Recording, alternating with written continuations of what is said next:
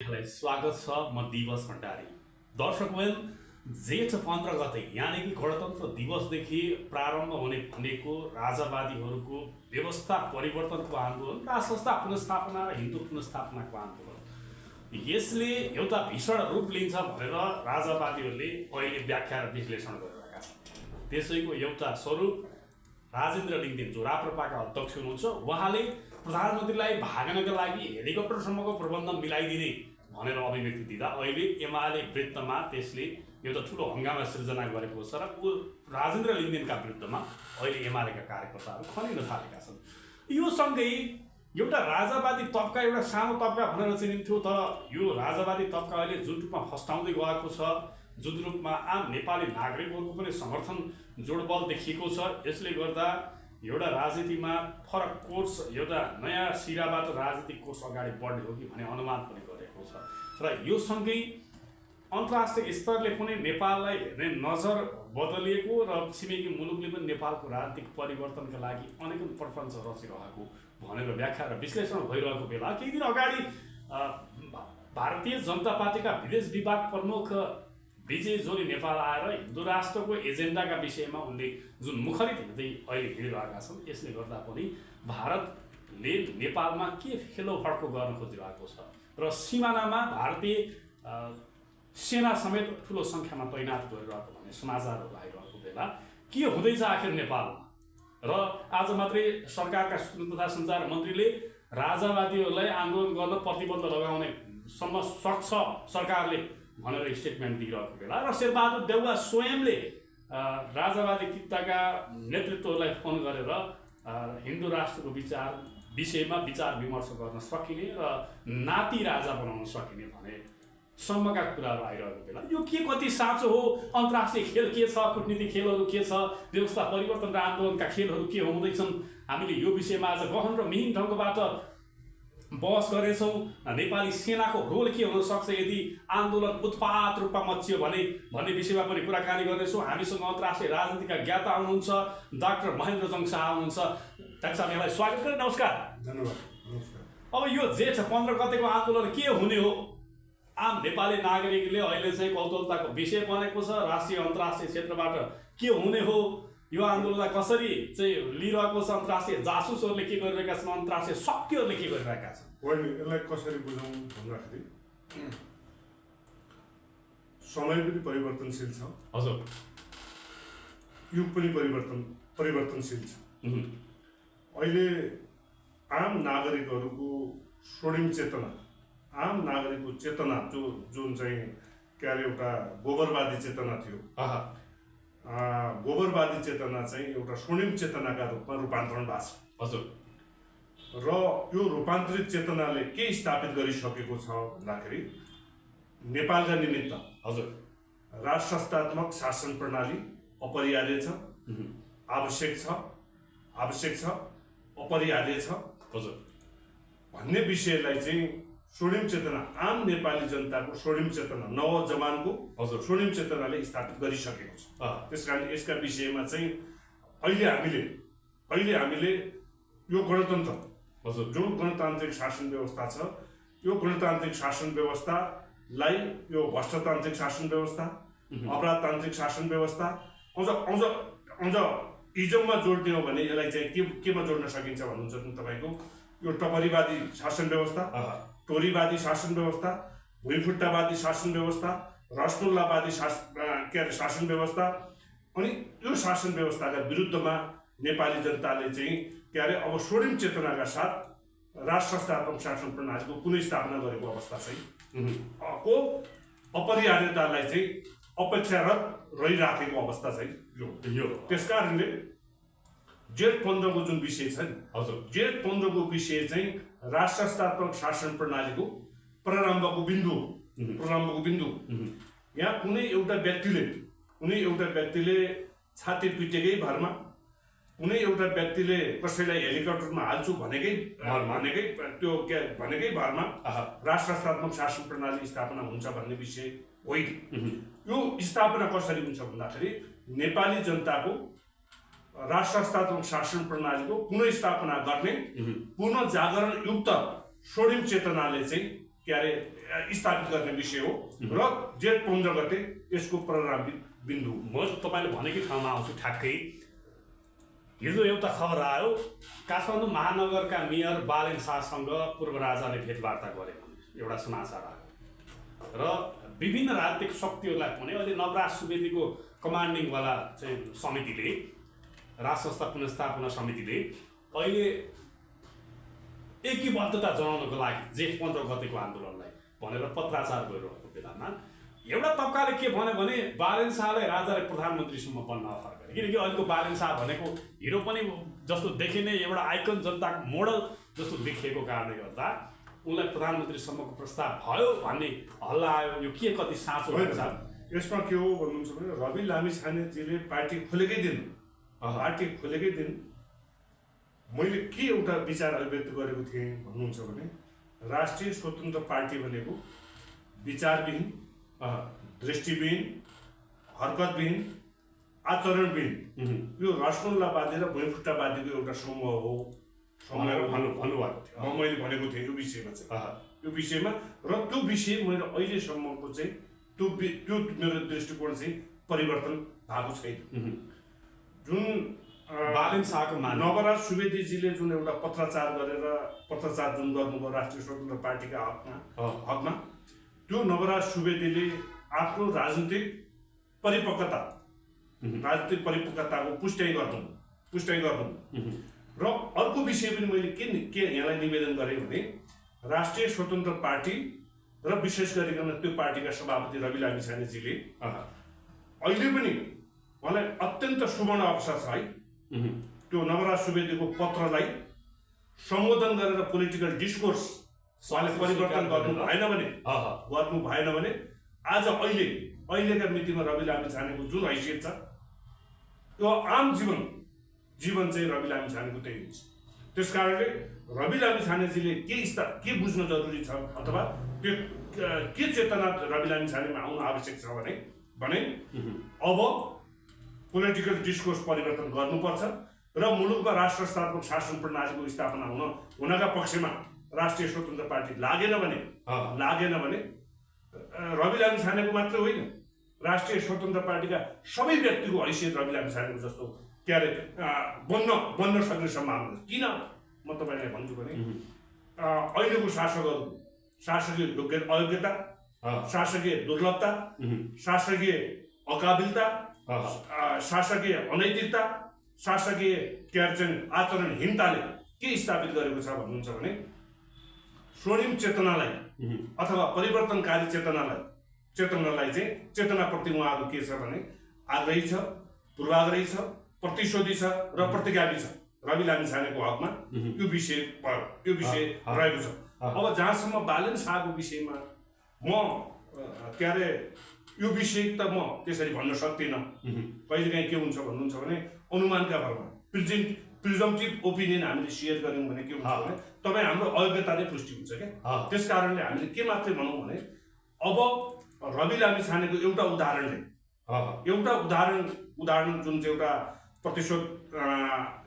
प्रतिशोधमूलक क्रिया, के अरे आग्रही क्रिया, प्रतिगामी क्रिया जुन रवि लामिछानेमाथि भइराखेको छ नि, अब बालेन शाह भनिने जुन प्राणी छन् त्यो उहाँले पनि आफूलाई रूपान्तरित गर्न सक्नु भएन भने, आफूलाई विकसित गर्न सक्नु भएन भने, आफूलाई पुनः जागृत गर्न सक्नु भएन भने, आफूलाई स्वर्णिम चेतनाले चाहिँ गवान गर्न सक्नु भएन भने उहाँको हैसियत पनि रवि लामिछानेको हुन्छ। त्यस कारणले उहाँको निर्विकल्प बालेन शाहको निर्विकल्प अबको चाहिँ के अरे जीवन भनेको के हो भन्नुहुन्छ भने राजनीतिक शास्त्रीय दृष्टिकोणले भन्यो भने उहाँले पनि राष्ट्र स्तरमा शासन प्रणालीको पक्षमा आउनु उहाँलाई व्यवस्था छ, बाध्यता छ।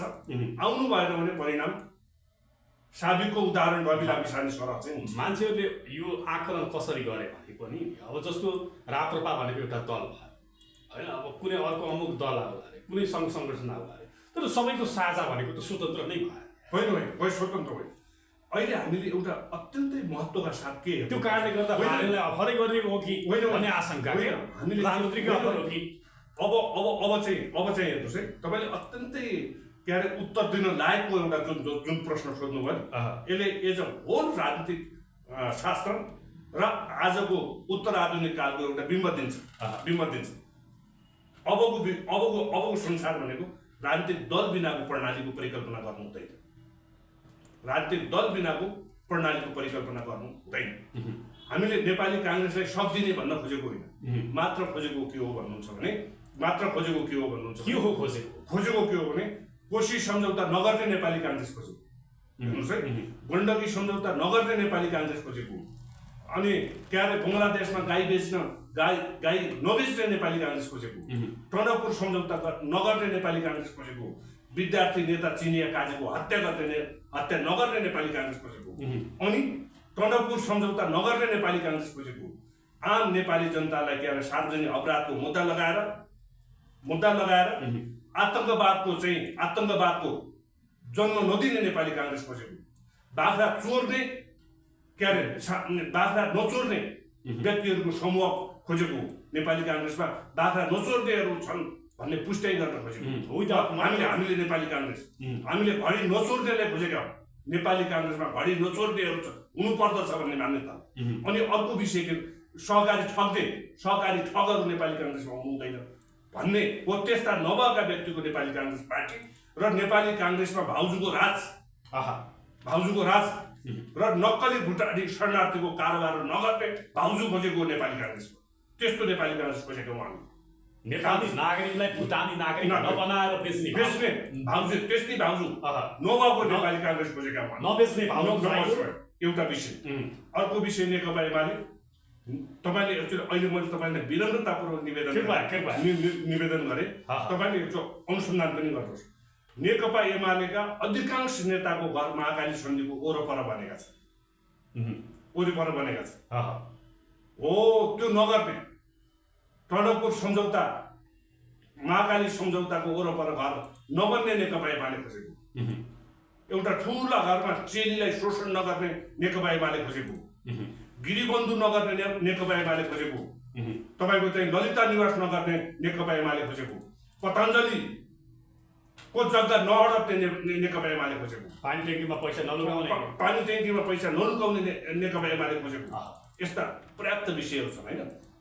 त्यस कारणले अबको संसार के हो भन्नुहुन्छ भने अबको संसार भनेको पोलिटिकल फ्रेमवर्क भित्रै दलीय फ्रेमवर्क राजनीतिक शास्त्रको दलीय फ्रेमवर्कबाट नै मल्टिपार्टी डेमोक्रेसी। अब यहाँ कसरी हेर्नुहोस् है, यहाँ कस्तो छ भन्नुहुन्छ भने यहाँ साम्राज्यवादी विस्तारवादी र पुँजीपतिका दलालहरू छ। यिनीहरूले शिक्षा कसरी सिकाइदिन्छन् हेर्नुहोस् है। शिक्षा कसरी सिकाइदिन्छन् भने जनता सार्वभौम सत्ता भयो भने राजा संवैधानिक हुन्छ भन्छ। हेर्नुहोस् है, सिकाएको छ। पार्लियामेन्ट्री सोभरेन्टी भयो भने मात्र कन्स्टिट्युसनल मोनार्की हुन्छ भनेर कसैले सिकाइदियो। अनि यहाँका चाहिँ त्यो के अरे सुन्नीवादीहरू अज्ञानताका महारथीहरूले के गरे भन्नुहुन्छ भने त्यही विषय जस्ताको तस्तै छु। म बडो च्यालेन्जका साथ भन्छु र अत्यन्तै के अरे तपाईँको चाहिँ नि अगाडि किताब राखेर संसारमा राष्ट्र संस्था कहिले पनि के अरे संवैधानिक हुँदैन। संसारमा राष्ट्र संस्था कहिले पनि संवैधानिक हुँदैन। किन हुँदैन? देश सार्वभौम सत्ता सम्पन्न हुन्छ, जनता सार्वभौम सत्ता सम्पन्न हुन्छ। सार्वभौम सत्ता सम्पन्न देश र सार्वभौम सत्ता सम्पन्न जनताको राज्य कसरी संवैधानिक हुन्छ? नम्बर 1 को प्रश्न यसको प्रश्नको उत्तर। अनि अर्को विषय के छ भन्नुहुन्छ भने बेलायतको इतिहासमा राजाको स्ट्याटस निर्धारण गर्ने 5वटा डकुमेन्ट। ती 5वटा डकुमेन्टमा जस्तो 1215 को म्याग्ना कार्टा, 1627 को एक्ट अफ पिटिसन, 1688 को बिल अफ राइट, 1701 को एक्ट अफ सेटलमेन्ट र 1832 को रिफर्म एक्ट हो, जसले त्यहाँको संवैधानिक स्ट्याटस गेन गर्छ। यी कुनै पनि दस्तावेजमा कन्स्टिट्युसनल मोनार्की भन्ने शब्द छैन। एक दोस्रो 1198बाट बेलायतले चाहिँ त्यहाँको अदालती प्रबन्धको सुरुवात गरेको। 1198 देखि आजका मितिसम्म बेलायतको सर्वोच्च अदालतले बेलायतको राष्ट्र संस्था चाहिँ कन्स्टिट्युसनल मोनार्की छ भन्ने एउटा पनि फैसला गरेको छैन। हेर्नुहोस्, त्यसपछि यहाँ के सिकाइदियो? त्यो के अरे पिपुलको सोभरेन्टी भयो भने राज्य चाहिँ यिनीहरूले राजा भनेको को भन्ने विषय नै बुझेका छैन।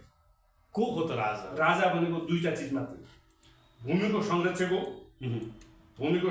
हो, के अरे जनपदको मालिक नायक हो, जनपद भूमिको नायक हो, र जनजातिको चाहिँ के अरे नाइकी हुन्। विभिन्न के अरे जात जनजातिमा चाहिँ के अरे छरिएर भिन्न रहेको त्यसको नायकको त्यसले त्यो तिनीहरूको बिचको एकता कायम गर्ने। र अर्को विषय के हो भन्नुहुन्छ भने भूमि जनपद, यो हाम्रो पूर्वीय सभ्यताको स्थापित दुईटा मापदण्ड हो। हामीले अझ अर्को विषय पनि के बुझेनौँ भन्नुहुन्छ भने पश्चिमी सभ्यताको राजतन्त्र, पश्चिमी सभ्यताको राजतन्त्र र पूर्वीय सभ्यताको राज संस्थाको बिचमा हामीले भिन्नता पनि छुट्याउन सकेन।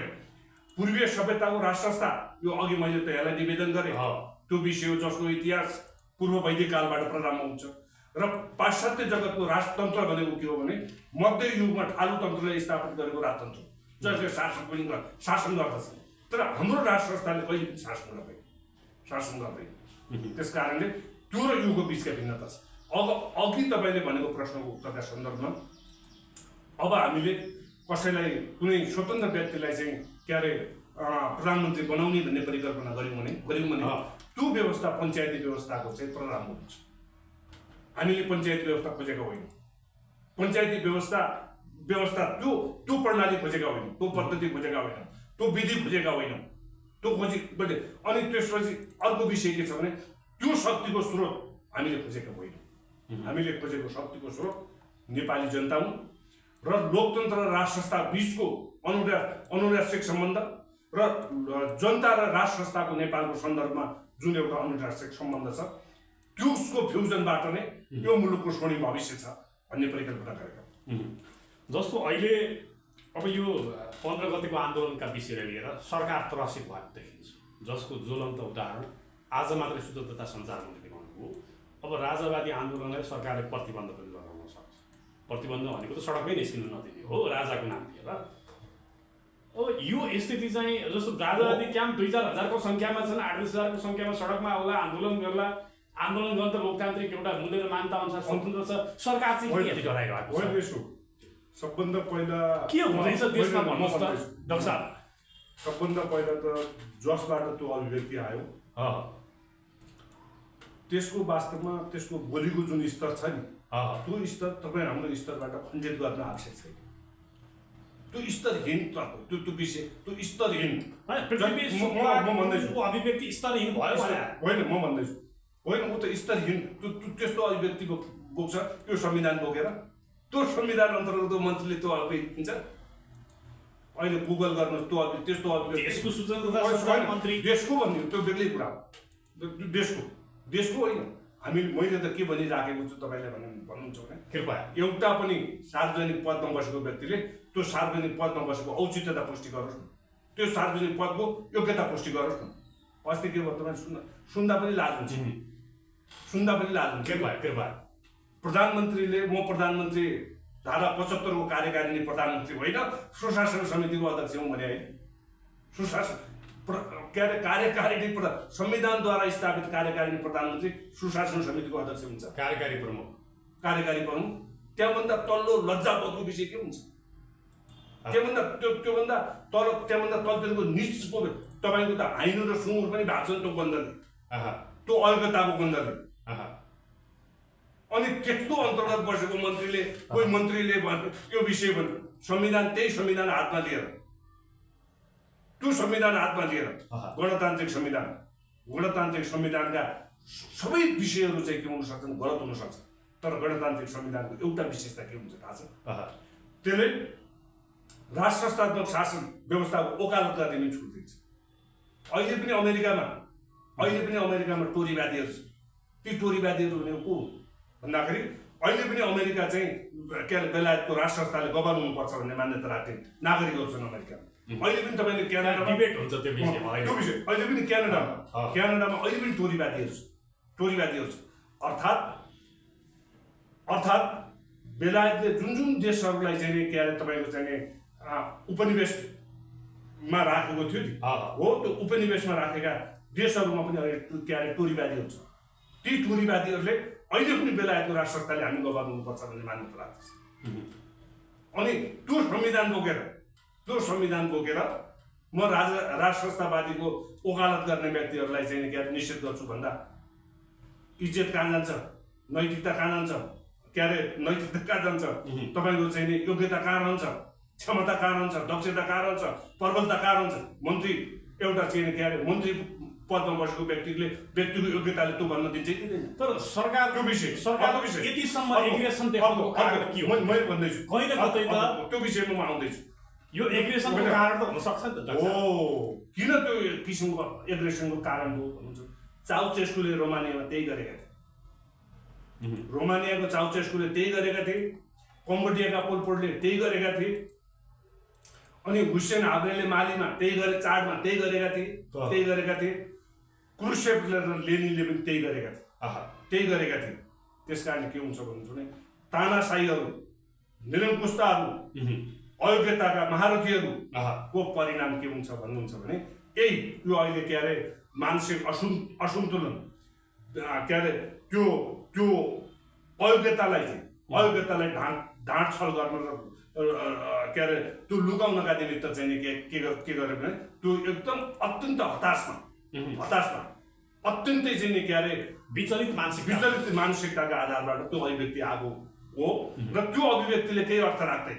नेपाली जनताको स्वर्णिम चेतनाका अगाडि तपाईँले जुन ढङ्गले सम्बोधन गर्नुभयो, तर मैले मलाई त्यो विषयमा म सम्बोधन गर्न किन सक्दैन भने म एउटा के विषयमा मान्ने, तपाईँ सूचना तथा सञ्चार मन्त्रीलाई मान्य मन्त्री भन्न सक्दिनँ, किनभने त्यो योग्यताको पुष्टि गर्न नसक्ने, योग्यताको के अरे पदको पुष्टि गर्न नसक्नेहरू सम्मानका लागि लागेको हुँदैन। योग्यताको पुष्टि के अरे पदशापनको जुन माग छ, पदशापनको मागलाई आफ्नो योग्यताको पछिबाट पुष्टि गर्न नसक्ने व्यक्ति कहिले पनि सम्मानित हुन सक्दैन। खै यसको एउटा निष्कर्ष भनेको सरकार चाहिँ डरायो, आताताई भयो, त्यो कारणले गर्दाखेरिमा कुर्सी जोगाउन यस्तो चाहिँ संविधानकै अभिव्यक्तितिर हिँडेको छ भने तपाईँको राय? तपाईँलाई म एक दुईवटा प्रश्न गर्छु क्या। विश्वको इतिहासमा प्रधानमन्त्रीका विरुद्धमा विदेशी भूमिमा कुन देशको प्रधानमन्त्री र राष्ट्र अध्यक्षको विरुद्धमा के अरे नाराबाजी लागेको छ? अमेरिकामा के भयो, अस्ट्रेलियामा के भयो, अनि के अरे दुबईमा के भयो, अनि देश बाहिर मात्र होइन, कुनै खेलमा के भयो, उहाँ सिरा 70 तराईमा प्रधानमन्त्रीले बोलिराखेको बेला मान्छेहरू उठेर गए। त्यो गति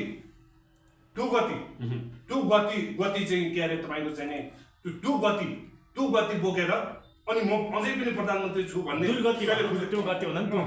दुर्गति बोकेर अझै पनि म प्रधानमन्त्री छु भनेर कसैले भन्यो भने त्यो मान्ने र स्वीकार्य हुन्छ हुँदैन। खै डाक्टर साहब, अब यो त्यस कारणले व्यवस्था उलटपुलटको ठुलो आन्दोलनको श्रृङ्खला, जस्तो अस्ति भर्खर हामीले बङ्गलादेशको हेऱ्यौँ भने पनि शेख हसिनाले अमेरिकाको इन्फ्लुएन्समा आन्दोलन भयो। मैले एउटा टापु अमेरिकालाई नदिएको कारणले गर्दा अमेरिकाले मलाई सत्ताबाट बेदखल गराइदियो भने, नेपालमा चाहिँ कुन अन्तर्राष्ट्रिय शक्तिको अहिले चलखेल भइरहेको छ भन्नुहोस् त? विशेष गरी भारतको भयो भनेर भन्छन् मान्छे। बाख्रा नसोध्नु पर्यो क्या, अहिलेको चेतना कस्तो छ? तपाईँ अहिले भर्खर एआईमा हेर्नुहोस् त, त्यहाँ बाख्रा चोर भन्यो भने कसको फोटो आउँछ? बाख्रा कानमा राखेको पछाडिबाट त्यो चोर भनेर भाग्दै गरेको घडी हेऱ्यो भने त्यो रोलेक्स घडीको माला कस्तो आउँछ अहिले एआईमा हेर्नुहोस् त। अनि त्यो चेतना यहाँ कसैको इन्फ्लुएन्सको आवश्यकता छैन। त्यो चेतना अहिले के भयो भन्नुहुन्छ भने तपाईँ र अनफर्चुनेटली म त होइन, तपाईँ चाहिँ त्यो युगको प्रतिनिधित्व गर्नुहुन्छ, तपाईँ त्यो एआईको हामी कसरी अगाडि बढेका छौँ। म धेरै लामो गर्दैन।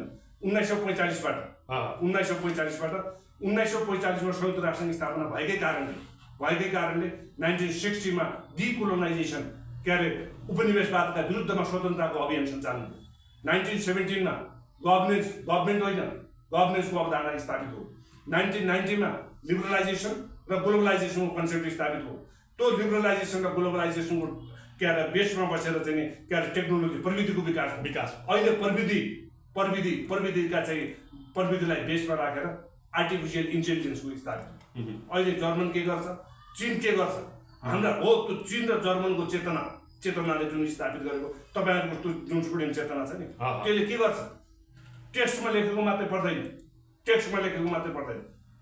गुगलबाट भेरिफाई गर्छ, एआईबाट चाहिँ के अरे चाहिँ कन्सेप्चुअल क्ल्यारिटी गेन गर्छ। अहिले बाख्रा चोर्नका लागि गणतन्त्रका के अरे बाख्रा चोर्नका घडी चोर्नका निमित्त सहकारी ठग्नका निमित्त चाहिँ के अरे गणतन्त्र स्थापना भयो। अहिले कुन सार्वजनिक मैले पनि तपाईँ मार्फत भन्छु, मैले बारम्बार भनिराखेको छु, प्रधानमन्त्री हुँ भन्ने लाग्छ कसैलाई भने एउटा काम गरेर देखाओस्, एउटा प्रश्नको जवाब चाहिँ डाक्टर साहब, हामी ठ्याक्कै प्रश्नमा आउँदाखेरि नि नेपालको प्रत्येक राजनीतिक आन्दोलनमा भारतको केही न केही भूमिका छ होइन? जस्तो विजय जोली चाहिँ अस्ति आएर जुन खालको अभिव्यक्ति अहिले दिँदै हिँडेका छन् राजनीतिक बजारमा, इन्टरभ्यू दिँदै हिँडेका छन् मिडियामा।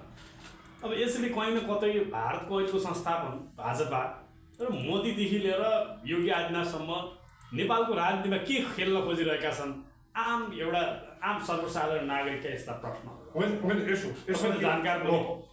यसका विषयमा के हुन्छ भने राजाले नै चाहेका हुन् कि अमेरिकाको निर्वाचनमा मेक्सिको पनि भूमिका हुन्छ क्या, मेक्सिको पनि भूमिका हुन्छ। हेर्नुहोस् है, यो तपाईँको घरमा कुनै विषयवस्तु कुनै केही विषयको आयोजना भयो भने छिमेकीलाई स्वाभाविक रूपमा त्यसको कन्सर्न हुन्छ। त्यो कन्सर्नलाई चाहिँ नि के अरे हस्तक्षेपकै आधारमा बुझियो अथवा इन्टरभेन्सनकै आधारमा बुझियो भन्ने, इन्टरफेरेन्स र इन्टरभेन्सनकै आधारमा बुझियो भन्ने विषय चाहिँ हामीले राख्यौँ भने अलिकति कम अयोग्यता रचौँ कि हामी भन्ने कुराको पुष्टि हुन्छ। र यद्यपि नेपाल र भारतका सन्दर्भमा के छ भन्नुहुन्छ भने इतिहासमा नेपाल भन्ने भूमि त थियो, भारत भन्ने भूमि थिएन। भारतवर्ष भन्ने पनि भारत के अरे आर्यवर्त भन्ने, जम्बूद्वीप भन्ने, भारत खण्डे भन्ने हो त्यस्ता विषयहरू थिए इतिहासमा। तर अहिले परिस्थिति के भयो भने रूपान्तरण भयो। यो रूपान्तरण भइसक्दाखेरि जोसँग हामीसँग एउटा चाहिँ के अरे धार्मिक दृष्टिकोणले हामी समान छौँ, सामाजिक दृष्टिकोणले हामी समान छौँ, सांस्कृतिक दृष्टिकोणले हामी समान छौँ, के अरे तपाईँको चाहिँ नि इभन अर्थव्यवस्थाका दृष्टिकोणले पनि हामी लगभग त्यो के अरे पैसाको भ्यालुका आधारमा पनि हामी लगभग एउटै लामो समयदेखि एउटै अवस्थामा छौँ। हाम्रा खुला नाकाहरू छन्, हाम्रो चाहिँ के अरे सांस्कृतिक परम्परा स्थापित छ। त्यस कारण त्यसलाई चाहिँ के अर्थमा नबुझौँ भने यसलाई पोलिटिकल इन्टरफेरेन्सका रूपमा, पोलिटिकल इन्टरभेन्सनकै आधारमा चाहिँ यसलाई बुझिनु हुँदैन। र सम्बन्धितले पनि के हेक्का राख्नुपर्छ भने नेपाली जनताले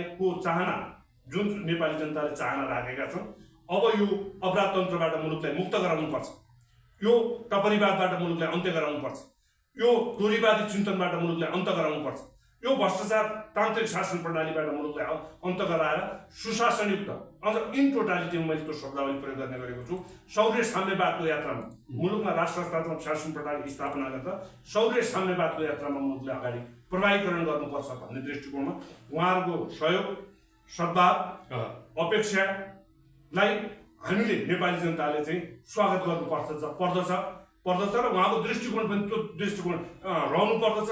किनभने नेपाली जनताको त्यो सार्वभौम सत्ताको चाहिँ भोइस पनि नेपालमा अब चाहिँ राष्ट्रतात्मक शासन प्रणाली हो भन्ने कुरालाई चाहिँ उहाँहरूले पनि एका राख्नुपर्ने अवस्था चाहिँ त्यस्तो किसिमको छ। जस्तो डाक्टर साहब, अहिले नेपाली कङ्ग्रेसको सभापतिले अब जुन खालको चाहिँ म्यासेज दिनुभयो भनेर बाहिर खालको त राजनीतिक बजारमा हल्ला त भयो, तर यो विषयलाई लिएर कङ्ग्रेसले यो साँचो होइन, हामी चाहिँ गणतन्त्रकै पक्षमा छौँ पनि भन्यो, हामी चाहिँ के अरे नाति राजा बनाउने पक्षमा छौँ भनेर जुन राजनीतिक बजारमा हिजो हल्ला फिटियो, यो कति साँचो देख्नुहुन्छ कङ्ग्रेसले? किनभने एउटा बलियो एउटा ठुलो तबका चाहिँ हिन्दू राष्ट्रको पक्षमा देखिन्छ। फेरि शङ्कर भण्डारीदेखि लिएर शशाङ्क कोइराला, शेखर कोइराला एउटा ठुलो तबका देखिन्छ क्या।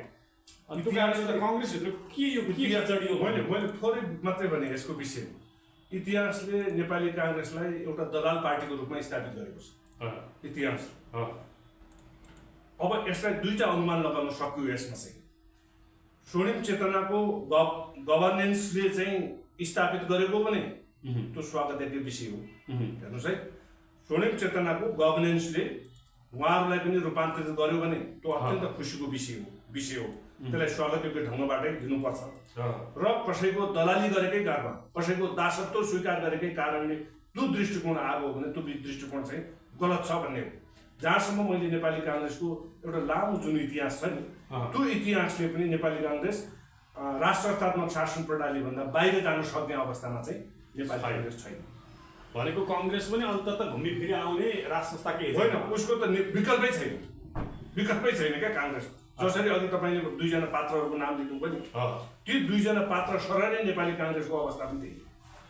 तपाईँले नेपाली काङ्ग्रेस भन्ने पार्टी राष्ट्रतात्मक शासन प्रणाली तर्फ आएन भने अलिक ढिलो चाँडो मात्रै, अलिक ढिलो होला, तर बाटो चाहिँ रवि लामिछानेको आजको जो दिन छ नि हो त्यही दिन सुरु भयो। देख्नु भएन भनेको त्यो 70 करोड खाने चाहिँ त्यो गोकुल बासबाट छाती फुल्याएर हिँडेको छ, छाती फुल्याएर हिँडेको छ। अनि त्यसैको सचिव चाहिँ छाती फुलेर हिँडेको छ।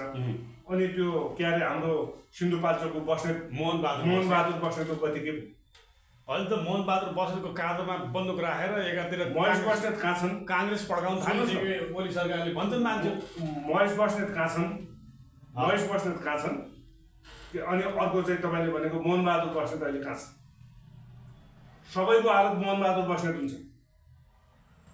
काङ्ग्रेसले अब कोर्स परिवर्तन गरे भनेको कम्युनिस्ट सरकारले चाह्यो भने अब मोहन बहादुर बस्नेतको काँधमा बन्दुक राखेर काङ्ग्रेस तेल पड्काउने हो त्यसो। अनि कम्युनिस्टले विगतमा के गरे भने देख्नु भएन? भारतमा बसेर जेल लगाएर, तेलमा जेल लगाएर, अनि बेलायतले सिकाइदिएको सामन्तवादको परिभाषालाई गलत ढङ्गले बुझेर, अनि के अरे ताप्लेजुङ र दार्चुला र रुकुम र रोल्पाका मान्छेलाई सामन्तको परिभाषा दिएर तिनीहरूको गर्दन रेटेर, त्यो गर्दन रेट्दाखेरि पैसा साटेर अहिले छोरीले चप्पल कस्तो लाउँछ, बुहारीले जो ब्याग कस्तो बोकेछ, Gucci bag Louis Buttar bag कस्तो बोके। अनि अझै पनि काङ्ग्रेसले के अरे शेरबहादुर देउवाले त्यो बुझेनन् भने नि अनि परिणाम के हुँदो रहेछ? आज त त्यो ट्रायल गरेको, रिहर्सल गरेको रवि लामिछानेमाथि। भोलि तपाईँले अघि भनेकै त्यो अर्को पात्र गाउनु त्यो सुरु हुन्छ। अख्तियारमा बेनामी कति पढाएको छन् हेर्नुहोस् न। अहिले अब गृहतिर सोचिसक्यो, अख्तियारमा अहिले प्रधानमन्त्री र गृहमन्त्री बिचको एउटा ठुलो तसल सुरु भइसक्यो।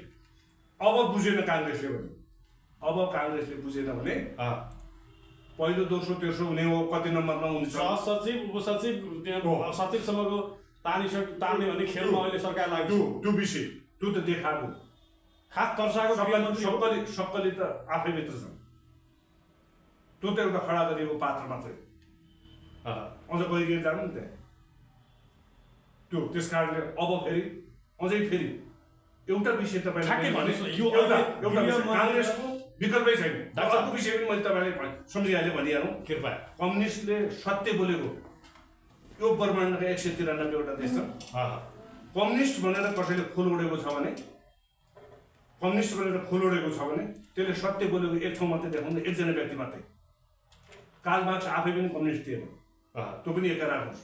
अनि त्यो कार्ल मार्क्सको सिद्धान्तलाई नि त्यसको सबैभन्दा ठुलो व्याख्याकार अल्टर बेन्जामिन हङ्गेरीका नेता हुनुहुन्, उनले के भनेका छन् त्यो पनि पढ्नु सक्छ।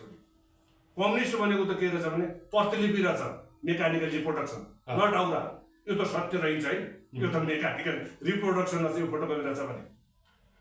त्यस कारण कम्युनिस्ट भनेको के हो भन्ने कुरालाई अब काङ्ग्रेसले बुझोस् भन्ने तपाईँ हाम्रो चाहिँ नि शुभेच्छा रहन्छ। अहिले यो कन्फ्लिक्ट छ नि गृहमन्त्री र प्रधानमन्त्रीको, के हो त यो?